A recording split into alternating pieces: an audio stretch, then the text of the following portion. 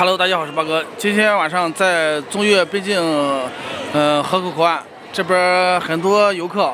今天晚上这边游客特别多，也不知道是越南人还是咱们中国人，也弄不清楚。反正今天晚上，河口口岸这里好多游客都骑着大包小包的这个行李，都站满了，这会人多得很。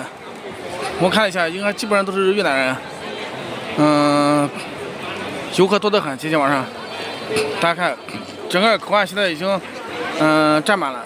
现在这个旅游业发展的很快，最近这几年这个中越边境的这个，旅游业真的发展的很厉害。你看现在每天都是这么多游客，多得不得了。大家看，现在他们准备回越南了。现在他们排队准备回越南。我看了一下，基本上都是越南游客，他们到中国来旅游。现在晚上的话，他们在这里集合，在这里准备排队，回越南了。大家看一下，还有很多人带货的也很多，他们骑着大包小包的这个行李，然后准备回越南。最近这几年，这个中越旅游业真的是火爆的不得了。中国跟越南的这个贸易也是逐年在增加，然后人员交流，也是越来越密切，所以很多人去越南旅游。现在越南经济发展起来了，越南经济好了。越南人也有钱了，所以很多越南人也到中国来旅游，所以这个，中越之间的这个，经济贸易人员交流，越来越频繁。你看，现在很多越南人都到中国这边来旅行的很多。你看这边很多，大家看，大部分都是越南人，他们排队准备回越南了。看，这边很多。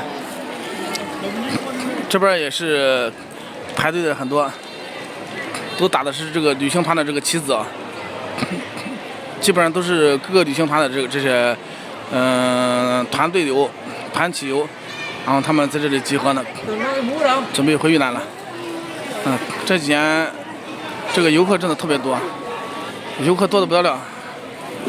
大家看一下，这边集中了这么多人游客，现在这几年。越南人来中国旅游的是越来越多了，以前大部分人都是过来打工的，现在大部分人都是过来旅行了。因为越南这几年经济发展比较快，他们也有钱了以后，所以他们就大部分选择来中国旅行嘛。因为越南跟中国离得比较近，过来旅行的话也比较方便，所以很多人都选择到中国来旅行。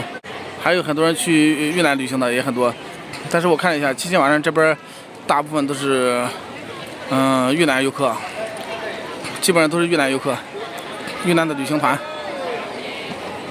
大家看一下，这边也是很多，集中的特别多。不知道为什么，马上到过年了，还有这么多游客，这个经济交流越来越频繁了。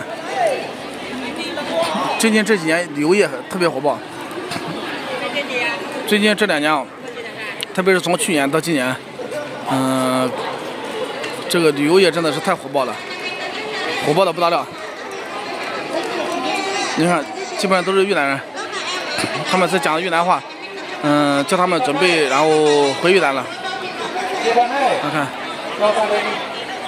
他们在这里排队回越南。